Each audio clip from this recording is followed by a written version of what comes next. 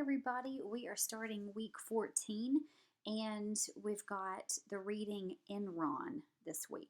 I'm going to try to break down the context of the play, give you a little bit more information on that because I think anytime you're dealing with company politics and dishonest business practices and then layer that with finance, it can get a little complicated. So I'm going to give you all of the rundown here. But I want to start by noting that when you go to week 14 in Canvas, of course, you have this link to our weekly video, and you'll also see a link to final exam review. That one is completely optional. You do not have to look at that if you feel comfortable with the final exam study guide that's posted under week 13. But if you would like to look at that video at any point in time, what I do is break down the questions in the study guide and talk about what a good answer would look like. So that's for your reference to help you prep for the final exam. And after you've looked over the final exam study guide, if you've watched the video, if you have questions about particular questions for the final exam, just let me know. Send me an email, call, text, anything that you need. So this week, the focus will be on the play Enron. We've got one more week after this that would be considered a class week for shorter. After that is our exam time. So we're getting into the home stretch, and I know that there's been a lot of balancing acts that people are dealing with. So hopefully this week, again, being a slightly lighter one, will be quite helpful. So just to go ahead and give you a heads up, the classwork that I'm going to be talking about today will be due by the end of the day on Friday, April 17th. And that will be uploaded to the Dropbox titled Preble Assignments under week 14. So basically when you go to week 14 in Canvas, you have this video link, the link under for the final exam review, and then your Dropbox for the Enron questions. So I'm going to talk about which questions to choose from as we're going through and talking about this play. I also want to give you a heads up that your topic for your final essay is due by the end of the day on Friday, April 17th. Just email to me. Let me know what themes you're going to be working with, or a theme or themes. Let me know what works you're going to be discussing. Basically as much information as I can possibly get so I can kind of see where the theme and the works go hand in hand. And if you're feeling a little stuck, please let me know. I will be glad to help. But definitely take a look at the paper rubric. Look back on some of the discussion points I've talked about with the paper, but anything that you need, just let me know and I will be glad to assist. So that's just kind of looking ahead.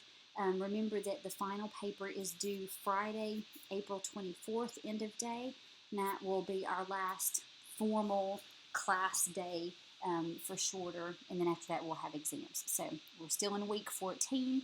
The only thing you're responsible for will be some questions on Enron. That will be your classwork assignment for this week to turn into the Dropbox under week 14. So I'm going to give you, to start off with, some background on Enron itself. So the play is based on the true story of the company Enron that, due to some very shady business practices, had to file for bankruptcy.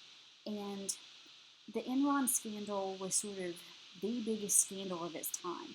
And you couldn't go anywhere without hearing about Enron on the news, and the names of the people who had been convicted were everywhere.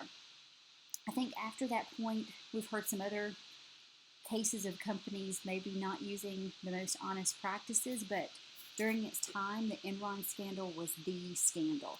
So in case the past, being kind of decently past, you're not 100% familiar with the Enron scandal, just kind of vaguely recognize the name, I definitely want to give you some context on what was going on, so that way I think it helps you understand the play a little bit more. But I do want to note, of course, that the play's text is posted under week 14. Just make sure you don't read more than you have to. So specifically, all you have to read is the prologue, which is really short. It's just a page and a few lines there. And then in Act 1, read Scene 1 and Scene 3. That is it. This is a very long play, I think over 150 pages. but those 3 sections will help you get a sense of what Enron was all about, their business practices, and the different types of employees that were working there. Okay, so we're going to start with some of the context, thinking about what Enron was, where they went wrong, how it went from this really successful company to a name that has lived in infamy. So I'm going to give you some information here. Again, there's a lot going on. I am not a finance major, but I'm just breaking it down in a way that I think will help you get into the play a little bit more. So any advanced finance questions I may not be able to really get into, but I can give you the basics here. Okay? So Enron, the company, was formed in the 80s by, well, it was led by Kenneth Lay, and of course he's a character in the play that you'll be seeing, and it was first and foremost an energy trader and supplier. Okay? And you'll see them talking about this, various characters talking about this in the play.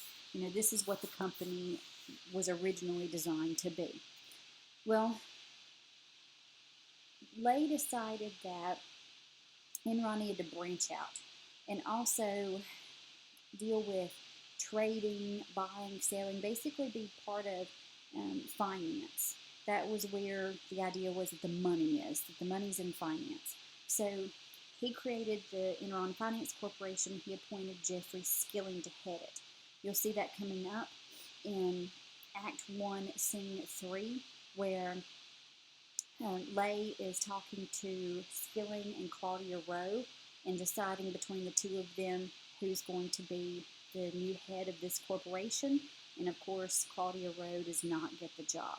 And I'm going to give you a little bit more information about that later. So 1985 it was founded. 1990, Jeffrey Skilling starts heading up this particular facet of Enron. And what Skilling was really known for was this idea of mark-to-market accounting. And this is something that you'll hear talked about in Act 1, Scene 1. So I want to explain what that means in kind of the most bottom line terms. So mark-to-market, let's say, for example, that a company in 1988 bought a bunch of property and back then paid $50,000 for it. Okay? Well, fast forward to today, that property is now worth $50 million, or could potentially be worth $50 million. What the company would do is say, okay, well, I think probably in like 6-7 months, maybe a year, maybe 4 months, what have you, this property is going to be worth $50 million, so that's what we're going to put on our balance sheet. We may have paid tens of thousands of it, for it before, but we're going to say this is what it's worth now, and that's one of our assets. So in effect, they would say, okay, we think we're going to make this much money off of something. Therefore, we're writing it down in the books as actual profit before we have made that money.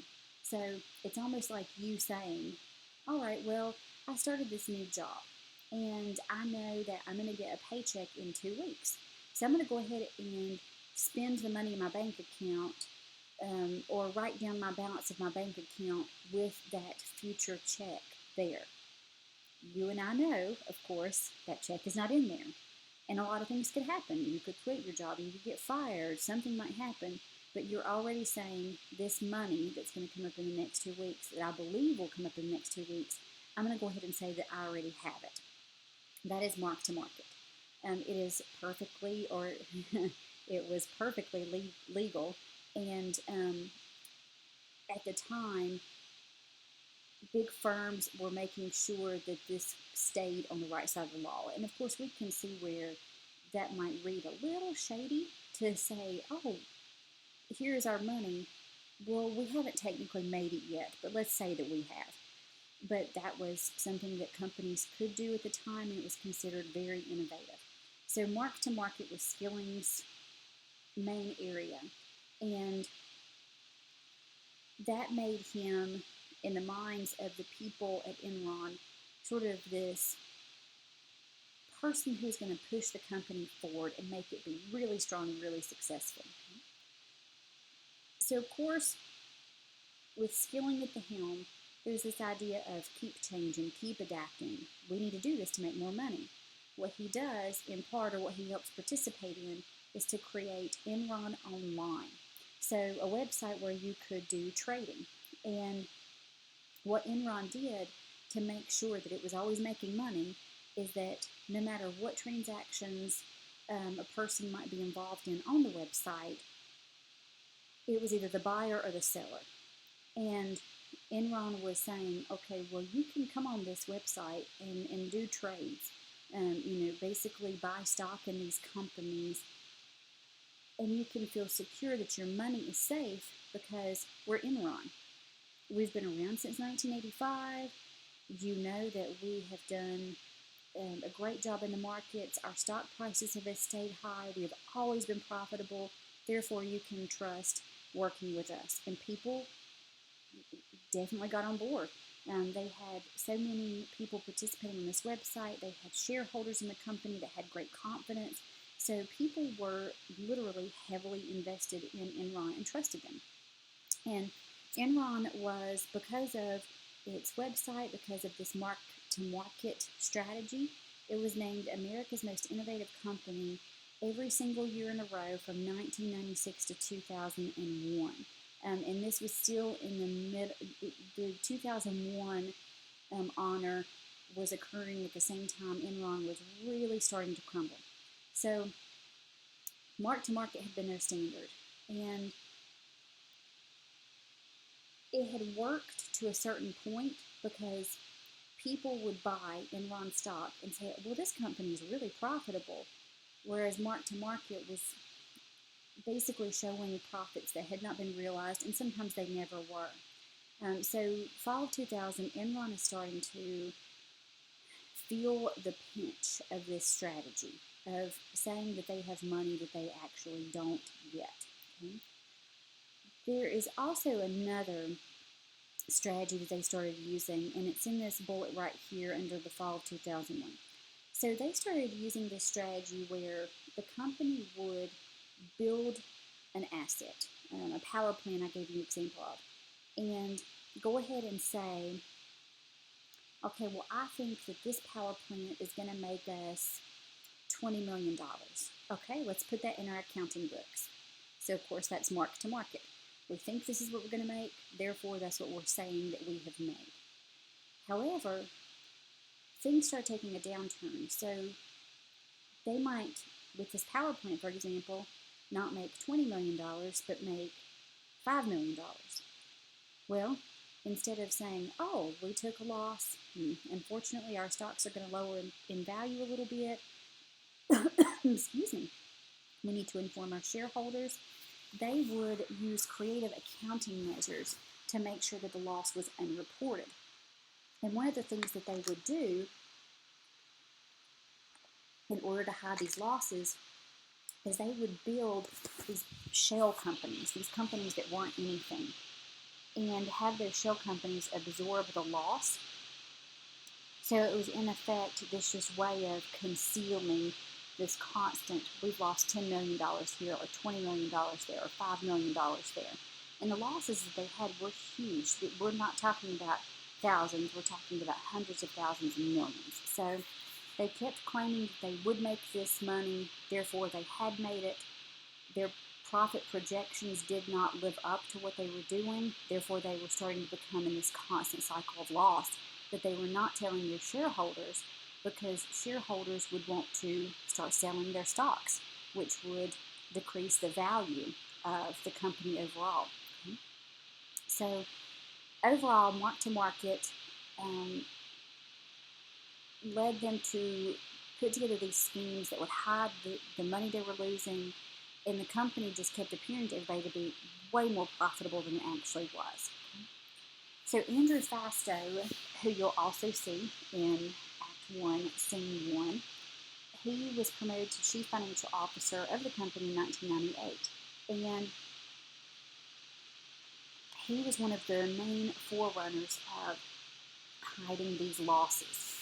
So he was the main guy setting up these schemes.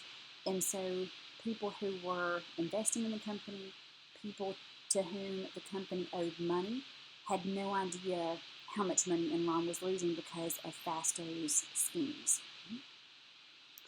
No matter what Enron was trying to do, its stock began to fall in the late 90s, early 2000s, and by the time 2001 hit, it was a done deal. They had to file for bankruptcy, and the fall seemed to be so drastic that the SEC became involved and said, this doesn't look right. You guys were top.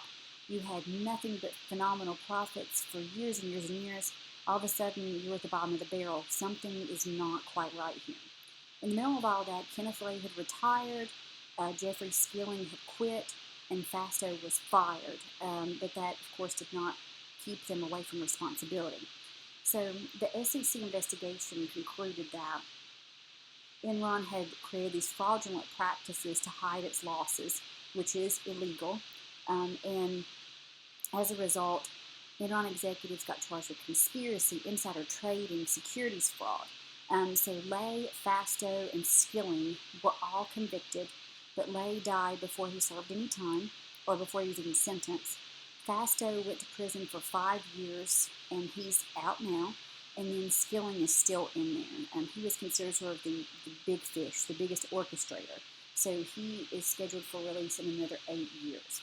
So ultimately, the takeaway from this is Enron's collapse really highlighted this idea that corporations were potentially frauding investors in order to keep their profits climbing. And so we need to closely scrutinize them because ultimately Enron caused their shareholders to lose $74 billion.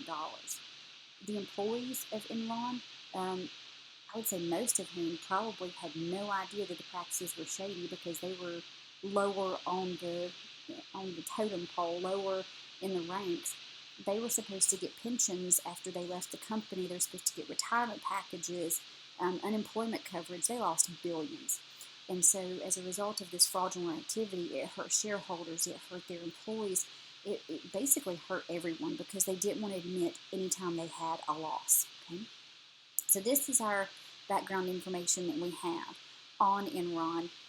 Some pretty complicated stuff, a lot of things going on. So I wanted to give you the Cliff's Notes, so to speak, so you would have a sense of where we're coming from in this play. So in this play, we would put ourselves past the initial 1985 founding. So we're getting toward late 80s, early 90s. Now this play was published in 2009, but it's referring to a time a couple of decades before. So if you're thinking about this being reflective of a certain business culture, I think we can definitely say that this is representing some things to do with 1990s business culture, but with that kind of 2009 eye, if that makes sense. I did want to note that, as is usual, I think, with these later 20th century pieces, I always have to give you the language caveat. It seems like any piece of literature that covers corporate life in the late 90s, early 2000s, etc., the employees enjoy using quite a bit of profanity. That is, across the board, a common thing. I think someone could do a great study on why that's the case. I'm not certain. I wonder if it's to do with the stresses, if it's the type of morality of the people who are participating in these schemes, if it's reflected in language. There could be a lot that you pull from that. But as a heads up, of course, Skilling, for example, does not use the prettiest language, and we'll see that again next week with Then We Came to the End. You have a very rough around the edges employee there. But of course, skim over. The focus is on what the nature of the company practices are, what the philosophies are, and what kinds of work environments that we're talking about that were representative of this time. So the reading for this week is, as mentioned, the prologue and just scenes 1 and 3 from Act 1. So some pretty brief points of this play, but you get a lot of information there. So I wanted to give you kind of an overview of what's going on, and I'm going to answer a couple of questions and then turn some things over to you. So let's start with this prologue. So the prologue begins with a number of little symbolic elements. I'm going to get into what's symbolic about them later. So an Enron commercial is playing where the song of the commercial is drawing out the word why, and you just that's our focal word there, and you will probably be putting two and two together as to why that's there, but I'll get into more of that detail. And then we have three executives of the company enter that are dressed as the three blind mice of that old nursery rhyme. You know, three blind mice, see how they run. They all ran after the farmer's wife, who cut off their tails with a carving knife. Oh, have you ever seen such a sight as three blind mice? I did not sing that because I would rather not injure your ears. So said it instead of saying it. And then right after that, we hear the voice of Jeffrey Skilling, of course, who has led Enron's financial area. And he is talking about how wonderful and innovative Enron Online is, which, as you recall, is the website where people could do trading, and Enron was the buyer and seller in all of those interactions. So we've got a commercial, the three blind mice, we've got Jeffrey Skilling's voiceover. And then finally, to introduce our play, we have a lawyer speaking. And he's not necessarily saying initially, oh, well, we get to see what these horrible people have been doing to defraud others. He's saying that, in effect, we're going to see the story of a really great man, Jeffrey Skilling, who was trying to change the world, but in doing so became one of the biggest criminals in business history, particularly of the 20th century. So we get this expectation set up that we're going to see some phenomenal qualities in Jeffrey Skilling, but we're going to see that he is going to be driven to some really dishonest practices in order to create this innovation and push his company and push the world forward. Okay? So we got a lot of things going on in this prologue for such a short piece. And I would say, too, there's a little bit less going on in the scenes because they're drawn out. You have a lot of dialogue. I would say go back and look at some of the key lines from the people talking. I always have to keep a running track of who is speaking when. So it wouldn't hurt just to keep kind of scrolling through that PDF and saying, okay, well, oh, is this Roe talking here? Is this Lay? Is this Fasto? These types of things.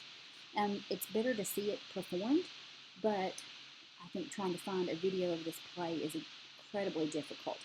So at the very least, you've got the text to work with. So Act 1, Scene 1, we are at a work party. It's 1992, and in Enron's offices, we have Claudia Rowe and Kenneth Lay going through the room. Notice I said 1992, and if you look up above, Skilling was promoted to head of Enron's financial area in 1990. As the playwright has mentioned before and has noted in some opening material of the play, this is not 100% true to life. Obviously, a lot of these conversations have to be imagined, so take some of these things with a grain of salt. We might be off a couple of years here and there. Okay? So the work party is in 1992. One of Enron's offices, so Claudia Rowe, who is a major player in the company, and then Kenneth Lay, who of course is the head of the original incarnation of Enron. They're going through the room, talking to employees, and then we see Andy Fasto, who is described as lupine, kind of like a wolf. And you think about a wolf being this treacherous, sneaky character. Think about the wolf in Little Red Riding Hood, and he's just trying to charm these fellow employees, and he's trying to get Kenneth Lay to notice him, and he's wanting everyone to see that he's this great employee. So we're already getting a sense of him just ingratiating himself. Okay? Then Jeff Skilling, who you can tell is nervous. It's very clear he's nervous about making a good impression. He goes into the party. So Claudia Rowe is, at least there, like really excited to see him. I want you to come talk to Kenneth Lay. I want you to come talk to the head of this company and do the whole networking thing. In the meantime, Fasto is trying to talk to Lay. So we've got kind of a chaotic thing going on here. Jeff Skilling, really nervous, enters the party. Claudia Rowe is saying, come over here, talk to the company owner, Kenneth Lay. Meanwhile, Andrew Fastow is saying, well, I want to talk to Kenneth Lay because I want to get in good with him. So ultimately, the four of them get into a conversation. And Skilling, at least in my opinion here, comes across as kind of a know-it-all, bit of a jerk. He had been giving talks on his mark-to-market strategy. And, and Lay is talking about the fact that, you know what, though, I don't think everybody gets it. I don't think everybody gets this concept. And Lay seems fine with that. It's not a big deal. We may need to explain it to him again. Not everybody is an accountant, therefore not everybody's going to understand these accounting strategies. But Skilling is basically talking about how in the party it's a celebration of ignorance because these employees just don't have any idea about this technique and it could change the course of the company. So at least to me, he comes across as initially pretty condescending. He feels like people should know the same things that he knows.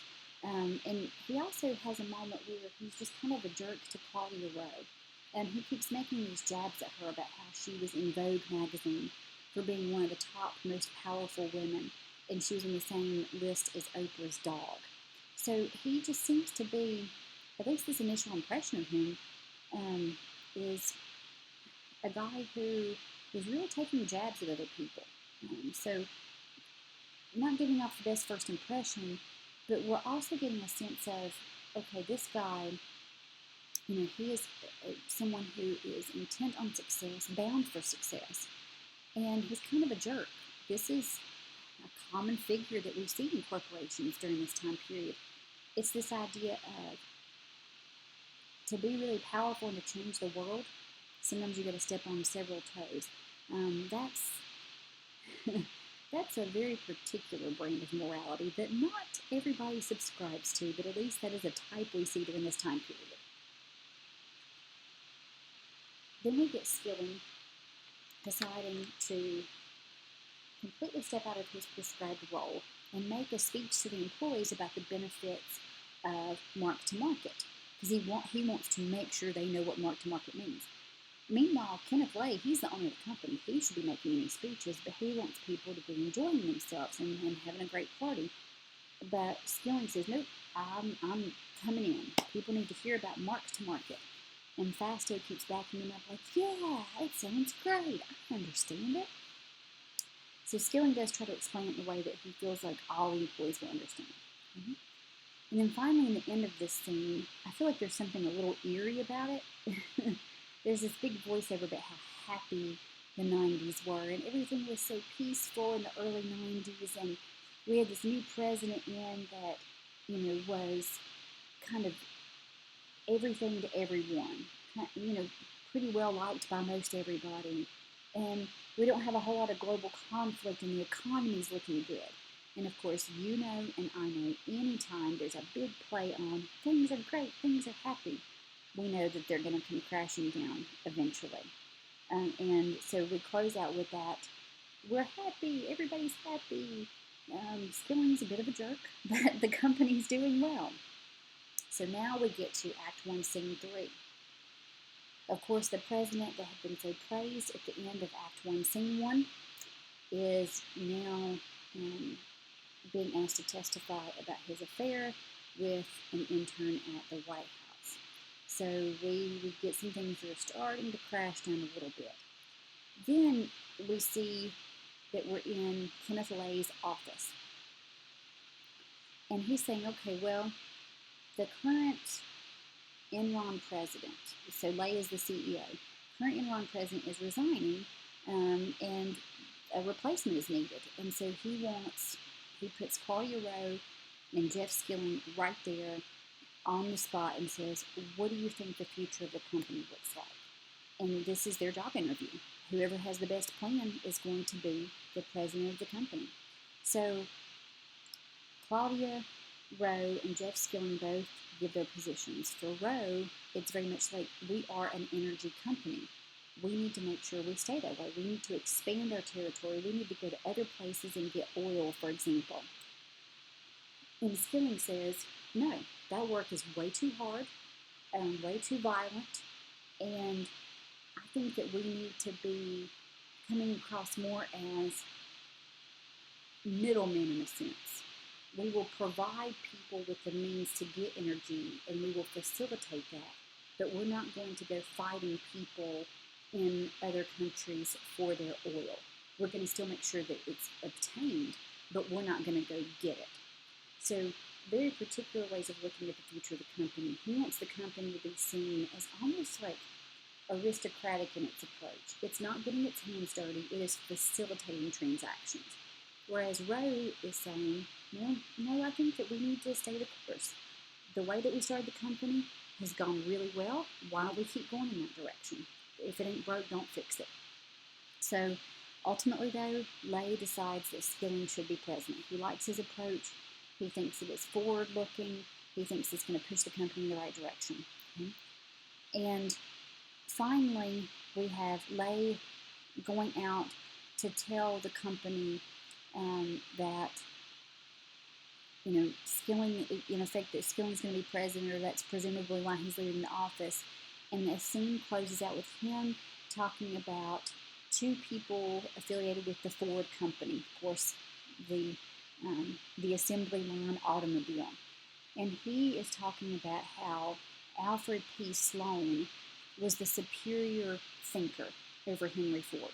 When Henry Ford was responsible for more mass production of automobiles, he did not feel like everyone should be able to get a car. His idea was, if you can't pay cash for a car right now, you should not be able to get one. Okay? And then kind of think about that right now. Like if you wanted to go out and buy a car, but you said, okay, I don't have, let's say, $10,000, $12,000 in the bank. According to Henry Ford, you should not have a car. Well, Alfred P. Sloan argued that people should be able to take out loans, should be able to finance cars, which of course is just standard practice today for most everybody. And so Lay is talking about how that's the best approach. You need to facilitate financing things because that adds to more profit, that's more forward-looking, and he's also kind of arguing that it's more democratic. Okay? So that's where we end. And I'm going to talk about a few of these questions, 1 through 5, and I'm going to assign some to you for the classwork for this week. So let's start with number 1. In the prologue, the playwright gives us two symbols, the Enron commercial and the men dressed as the three blind mice. What do these symbols mean and why are they important? So let's start with the Enron commercial. It's a pretty straightforward symbol, I would argue. You've got the people in the commercial singing why. Well, that's the whole purpose of the play, is to try to tell us, why did all this happen? Why did Enron go from successful to criminal? And so it's kind of predicting what we're going to learn. But then also it's kind of ironic that in the Enron commercial you've got them going, why? They should know. They should know how they messed up. They should know what they did. So maybe we, the audience, need to know why. But Enron should know why it did what it did.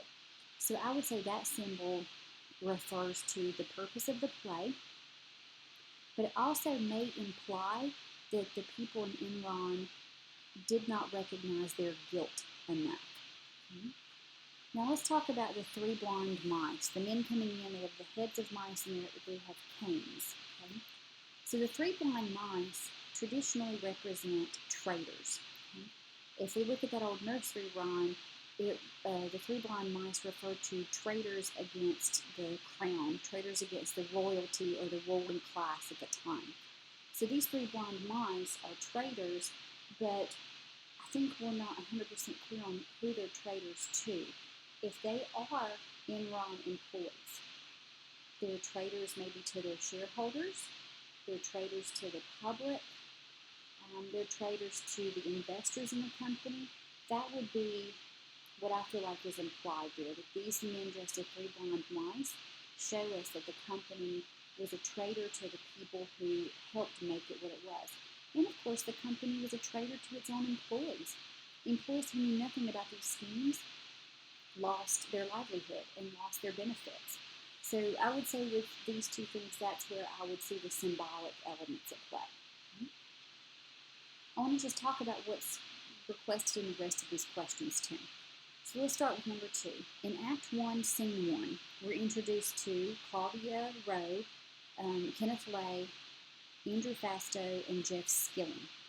And what corporate types do they represent? Like, is it the typical angry businessman, the up-and-comer, the brown-noser, the benevolent boss? Like, what is this type? What would you name it that we can see so far? And then how do their attitudes about mark-to-market contribute to this?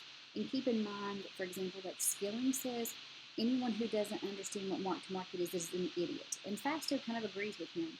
And Rowe and Lay are basically saying you can't expect non-accountants to understand all of these financial things.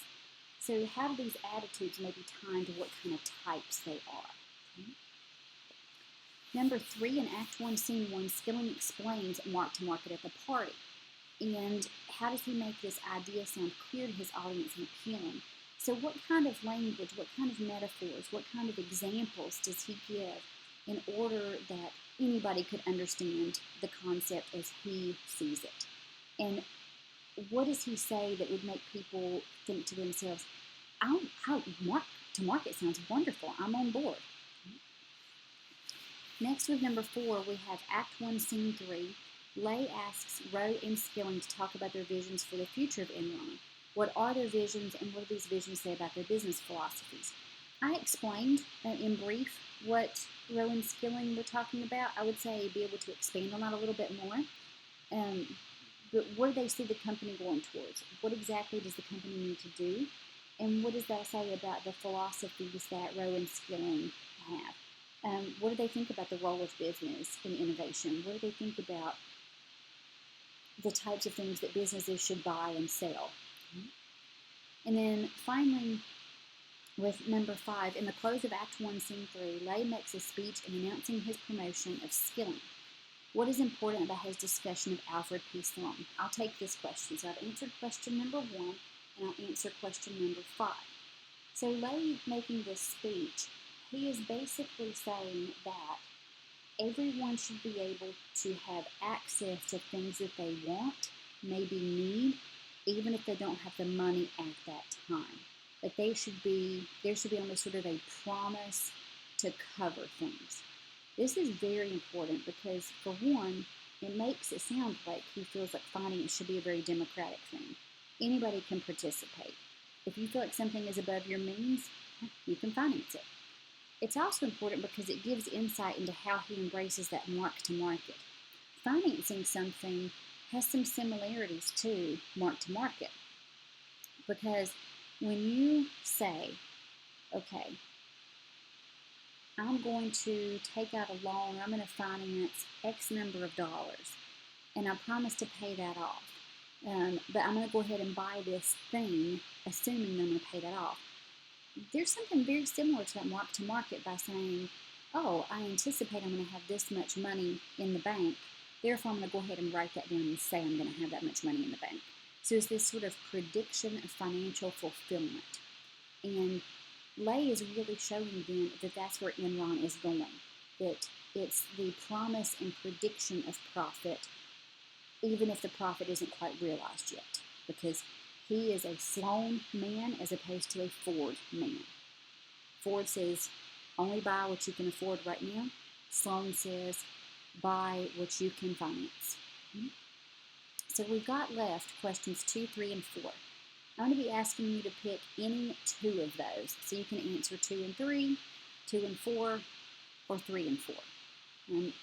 Any 2 of those. I will leave that up to you. And in each one, if you will answer the question in, these are a little bit briefer, I would say 4 to 5 sentences each. So you can answer 2 and 3, you can answer 2 and 4, or you can answer 3 and 4. As long as you answer any 2 of those questions, and 4 to 5 sentences each for your answer. So that will be uploaded to the Dropbox titled Preble Assignments. And of course this video will stay put there. I'll put this back on the questions actually so you can take a look. And I also want to note that, again, if you want to get a final exam review at any point in time, I will have that video up for you.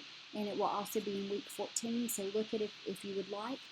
And please feel free to get in touch with any questions that you have. All right, have a good week, and I will be speaking with you soon.